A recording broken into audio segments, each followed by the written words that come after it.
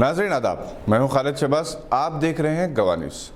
تعمیر ملت کے منگل 19 اکتوبر کو نمائش میدان میں منعقد ہونے والے جلسے رحمت للعالمین صلی اللہ علیہ وسلم میں توقع ہے کہ ماضی کی عظمتیں بحال ہو جائیں گی اور ہزاروں کی تعداد میں مسلمانوں کے علاوہ سیکولر برادران وطن بھی شرکت کریں گے۔ سی ایم ابراہیم، سابق مرکزی وزیر اور مولانا عبید اللہ خان اعظمی کی شرکت کی خبر نے حیدرآباد اور اس کے اطراف و اکناف کے مسلمانوں میں نیا جوش و خروش پیدا کر دیا ہے، کیونکہ سی ایم ابراہیم جو کرناٹک کے مشہور و معروف سیاسی رہنما ہیں، مختلف مذاہب کے درمیان تقابلی جائزے اور مباحث کے لیے مشہور ہیں۔ انہوں نے کرناٹک کے ہندو مت میں تعلیم حاصل کی، سنسکرت پر عبور ہے اور ہندو مذہب سے متعلق ان کی معلومات غیر معمولی ہے۔ کئی بار انہوں نے انتفیٹ ڈیبیٹس میں مختلف مذہبی کتابوں کے حوالوں سے اللہ کی وحدانیت اور اسلام کی حقانیت کا خیال کروایا تھا۔ وہ کئی زبانوں کے ماہر ہیں۔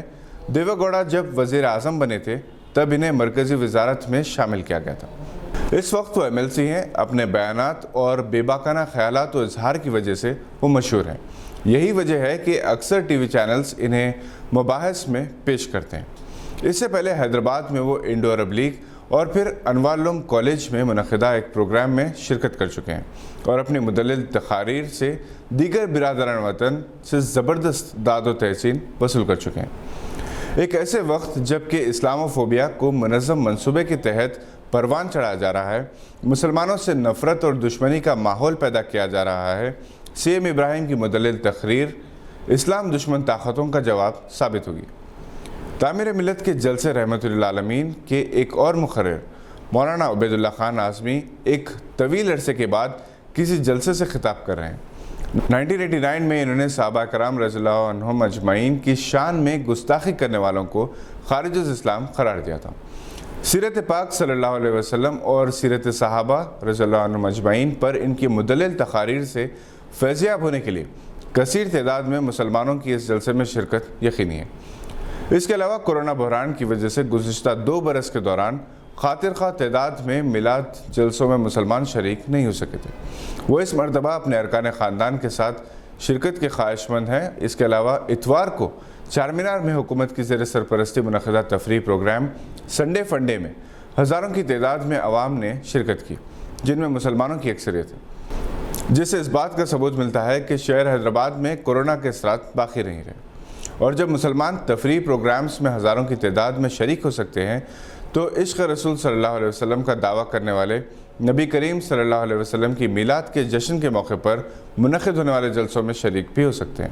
اور صحابہ کرام کی عظمت کے لیے ہر قسم کی قربانی دینے والے مسلمان ان صحابہ کرام کی شان میں منعقد ہونے والے جلسوں میں بھی اتنی تعداد میں شریک ہو کر اپنی محبت اور عقیدت کا اظہار کر سکتے ہیں، جو چارشنبہ 20 اکتوبر کو چنچل گوڑا جونیئر کالج گراؤنڈز پر منعقد ہوگا۔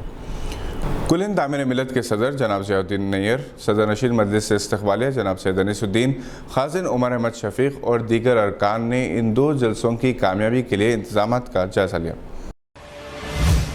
پاکستانی وزیر اعظم عمران خان نے میلاد النبی صلی اللہ علیہ وسلم کے موقع پر رحمت للعالمین اتھارٹی کے قیام کا اعلان کیا۔ یہ کسی بھی مسلم ملک میں اپنی نوعیت کا واحد ادارہ ہوگا جس کے سرپرست اعلیٰ خود عمران خان ہوں گے، اور اس کے صدر کے لیے پاکستان کے سب سے جید عالم، مفسر اور محدث کا انتخاب عمل میں آئے گا۔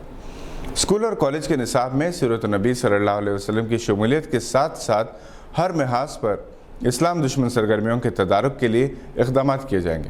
بین الاقوامی سطح پر اسلام و فوبیا کے مقابلے کے لیے ایک علیحدہ پینل ہوگا، جبکہ اندرون ملک میڈیا، سوشل میڈیا کے ذریعے مغربی تہذیب کے منفی اثرات سے مسلمانوں کو محفوظ رکھنے کے لیے مختلف پروگرامز، کارٹونز کی تیاری کی جائے گی۔ اس کے علاوہ پاکستان میں مقیم دیگر اقلیتی، بالخصوص ہندوؤں کو بھی ان کے مذہب سے متعلق معلومات حاصل کرنے کے لیے ریسرچ سینٹرز قائم کیے جائیں گے۔ عمران خان نے پاکستانی معاشرے کو ہالی ووڈ اور بالی ووڈ کے اثرات سے محفوظ رکھنے کی ضرورت پر زور دیا، کیونکہ اس سے خاندانی نظام متاثر ہو رہے ہیں۔ کسی بھی شعبہ حیات میں کامیابی کے لیے سکولز اور کالجز کی سطح سے خصوصی ٹریننگ کی ضرورت ہے۔ بالخصوص کالجز میں سٹارٹ اپس یا بزنس کے آغاز کے خواہش مند طلباء کے لیے 18 مہینوں کی عملی ٹریننگ کی ضرورت ہے۔ ان خیالات کا اظہار بین الاقوامی شہرت یافتہ ادیب، مقرر اور کارپوریٹ ٹرینر ڈاکٹر عظمت اللہ خان نے کیا۔ वो मीडिया प्लस ऑडिटोरियम में MSME सेक्टर की नाकामी के असबाब और कॉलेजेस के फारिगुल तहसील प्रोफेशनल्स की बेरोज़गारी के मौजू पर एक सेमिनार में कलीदी खुतबा दे रहे थे। इन्होंने बताया कि हिंदुस्तान में 98% स्टार्टअप्स महज शोर और महारत के फ़क़दान की वजह से नाकाम हो गए। इन्होंने कहा कि नाकामी की एक वजह यह भी है कि कॉलेज की तालीम की तकमील के फौरी बाद अपना बिज़नेस शुरू करना चाहते हैं। तजुर्बा, मार्केटिंग, ब्रांडिंग से मुताल्लिक़ मालूमात की कमी की वजह से वो खातिर ख़्वाह कामयाबी हासिल नहीं करते और बहुत जल्द हिम्मत हार जाते हैं। इसलिए इनकी बुनियाद को मुस्तहकम करने की ज़रूरत है।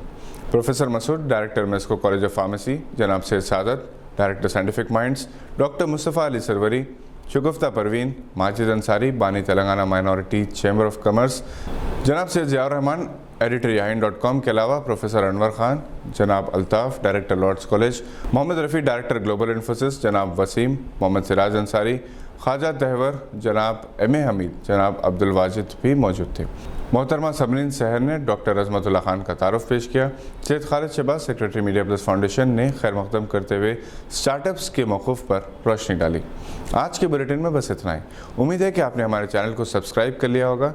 बहुत आसान है, उंगली की एक जुम्बिश से हमारी वीडियोस आप तक जल्द से जल्द पहुंच सकती हैं और बेल आइकन दबाना ना भूलें। हम फिर हाजिर होंगे, देखते रहिए गवाह।